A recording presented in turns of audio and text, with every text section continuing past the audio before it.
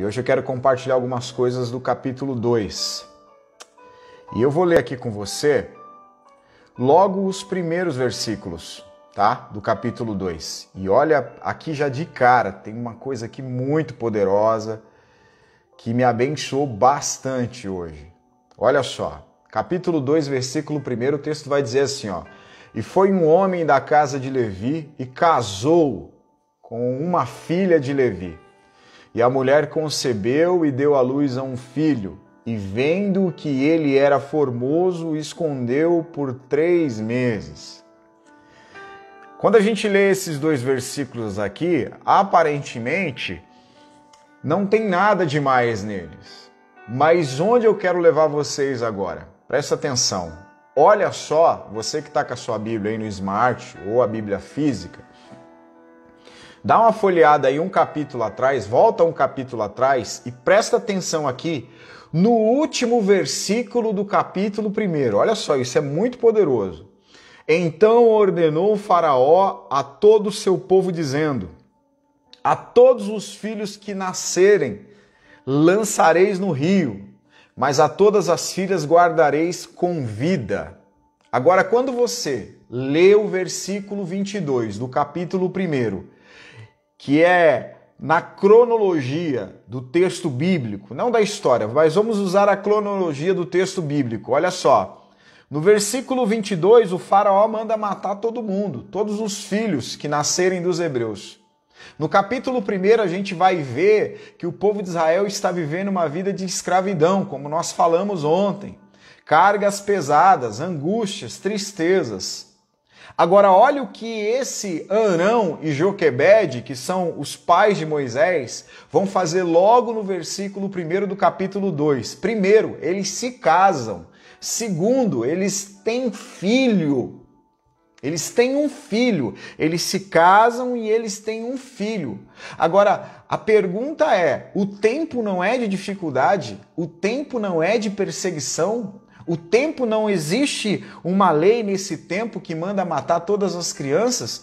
E aí eu vejo a Joquebede junto com Arão, que é o pai de Moisés, se casando em tempo de dificuldade e tendo filhos num tempo em que Faraó havia mandado matar as crianças. Você consegue enxergar poder nessa atitude desse casal? Você consegue ver que eles estão construindo coisas boas em tempos difíceis. É como se o texto dissesse para nós assim, ó: a Joquebede e o Arão não estão preocupados com o que o Faraó está falando. A Joquebede e o Arão não estão preocupados se eles estão vivendo uma vida de escravidão. Eles não estão preocupados se o tempo é de escassez, se o tempo é de angústia. Eles decidiram viver. E eles estão construindo coisas extraordinárias em tempos difíceis. Olha, eu quero liberar essa palavra sobre a tua vida. Você precisa receber essa autoridade. Você precisa receber essa unção. Você precisa crer nessa palavra. Esse casal está se casando. Imagina se fosse no tempo de hoje que saísse uma lei que dissesse assim: olha, nós vamos matar todas as crianças. Nós iríamos morrer de medo. As pessoas já não fazem determinadas coisas nesse tempo por causa das angústias e das tribulações. Agora esse casal decidiu viver e eu quero dizer uma coisa para você: não importa as angústias que estão lá fora, não importa o mal que está nos rondando lá fora, escute essa palavra.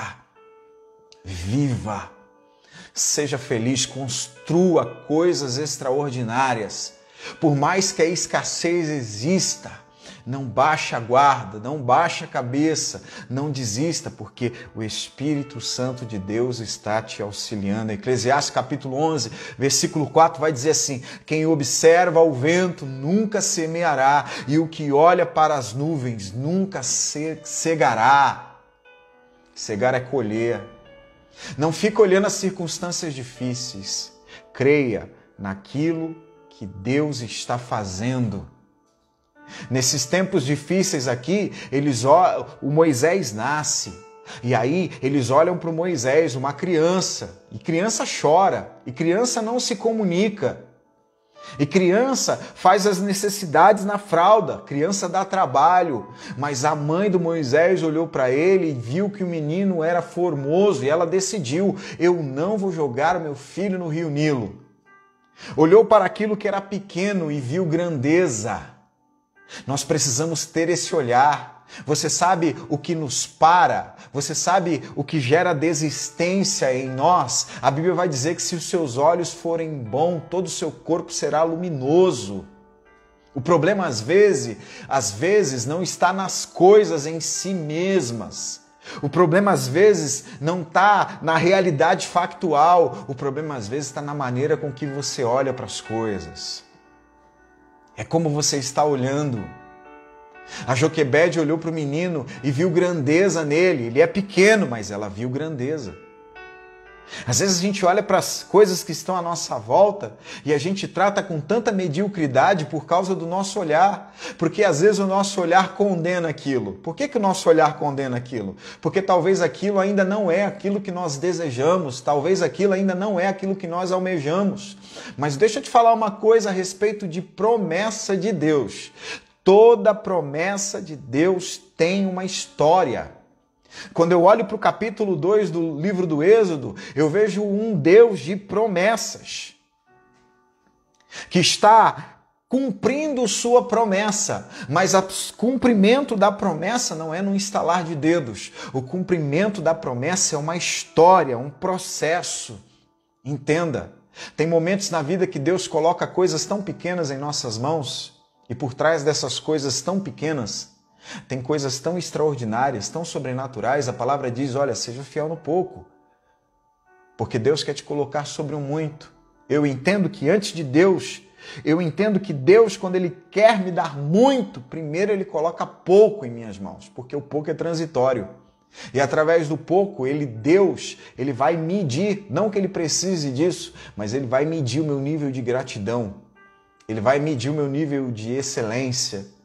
Ele vai medir o meu nível de comprometimento. É através do pouco que Deus faz isso. Através do pouco, Deus mede o seu nível de gratidão, o seu nível de excelência, o seu nível de comprometimento. Através do pouco, Deus mede o seu nível de fidelidade. É através do pouco que coisas grandes começam a ser construídas. Então, a promessa tem uma história. Creia nisso. Eles estão vivendo debaixo de dificuldade, mas eles aprenderam a valorizar as pequenas coisas. Aprenderam a valorizar as pequenas coisas. Não deixe que a tua dificuldade te assuste. Não deixe que a adversidade da tua vida controle as suas decisões. Não permita isso. Às vezes a gente fica vulnerável porque a gente olha para as adversidades e a gente se desconfigura. Olha a mãe do Moisés. Olha só o exemplo dessa mulher. Ela guardou o menino enquanto podia. Enquanto podia, ela guardou o menino. Enquanto podia, ela escondeu o menino, até que chegou um momento que não podia mais. E ela decidiu, vou ter que pôr ele no rio. Mas eu não vou jogar ele no rio de qualquer jeito. Vou construir um cesto. Eu acredito que ele pode sobreviver. Vou passar betume. Não, ele não vai morrer nas águas. Eu vou facilitar para que ele se mantenha vivo. Eu não tenho todo controle para manter ele vivo, mas aquilo que eu puder para manter ele vivo, eu vou fazer. E ela faz isso. Sabe o que é interessante? O menino é lançado no rio, a filha do faraó enxerga o menino. E eu aprendo uma coisa aqui. Por quê? O faraó tinha poder. Ele determinava a lei que ele queria, ele fazia como ele queria, ele tinha poder de fato. Mas quem tinha o controle ainda era Deus. O governo pode ter poder. Seu chefe lá no seu trabalho pode ter poder. Sua liderança em qualquer lugar, em qualquer instituição que você frequente, a sua liderança no seu grupo social, eles podem ter o poder. Mas deixa eu te falar uma coisa, quem tem o controle é Deus. O Covid pode até ter certo poder, mas quem tem o controle é Deus. O governo do estado pode ter poder, mas quem tem o controle é Deus. A fome pode ter poder, a doença pode ter poder. A angústia pode ter poder, o sofrimento pode ter poder, mas quem tem o controle é Deus. Ter poder não significa ter controle. Você acredita nisso? Eu termino falando uma coisa para vocês.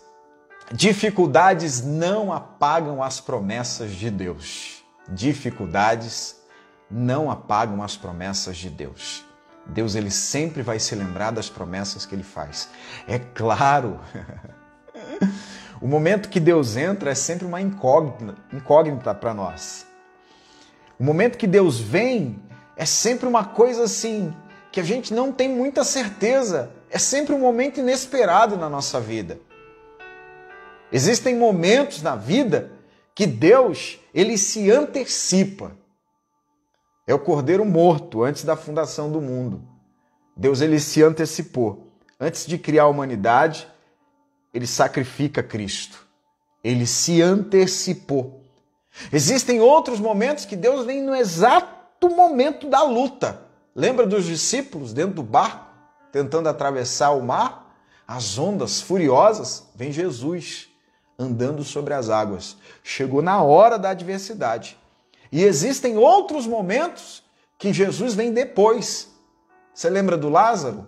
O Lázaro precisou morrer para Jesus aparecer. Pelo menos 3 vieses da maneira com que Jesus se manifesta. Mas não importa se ele vem antes, ou se ele vem durante, ou se ele vem depois. Uma coisa é certa. Ele sempre vem. Ele sempre vem. Vamos orar? Senhor, muito obrigado por esse dia. Obrigado por esse devocional. Obrigado por essas palavras que o Teu Espírito dá a nós e nos nutre, Senhor. Obrigado por esse povo que compartilha dessa palavra juntamente comigo, Senhor. Não importa a plataforma, não importa o momento, mas obrigado por essa vida que se conectou a essa palavra e que nesse momento está orando juntamente comigo, Senhor. Deus, eu acredito que Tu está no controle de todas as coisas. Eu acredito que apesar dos medos, eu acredito que apesar das lutas, eu acredito que apesar das batalhas, Tu está no controle de todas as coisas. Olha para nós nesse dia, Senhor. Tem misericórdia de nós. Perdoa os nossos pecados. Não nos deixe cair em tentação. Livrai-nos do mal. Sim, ó Deus, visita a nossa casa. Visita os ambientes nesse momento. Sim, os ambientes da nossa casa, o lugar onde nós fazemos as nossas refeições, o lugar onde nós realizamos a nossa higiene pessoal, o lugar onde nós descansamos, o lugar onde nós passamos tempo com a família. Visita agora, Senhor. E que essa visitação possa ser perceptível, possa ser notada, possa ser palpável. Estamos vivendo tempos de angústias, de tribulações. Mas nós aprendemos nessa noite que é possível construir coisas extraordinárias em tempos difíceis. Nos dá essa habilidade, Senhor, de fazer coisas boas em tempos ruins. Nos dá essa autoridade, essa unção, ó Pai, para viver, Pai, uma vida plena em tempos difíceis. Abençoa agora esse filho, essa filha que está angustiado, que está abatido, que está amargurado, que está entristecido, que foi ferido, foi maltratado. Visita a alma dele, visita a alma dela e que o Teu Espírito possa derramar em nós esperança.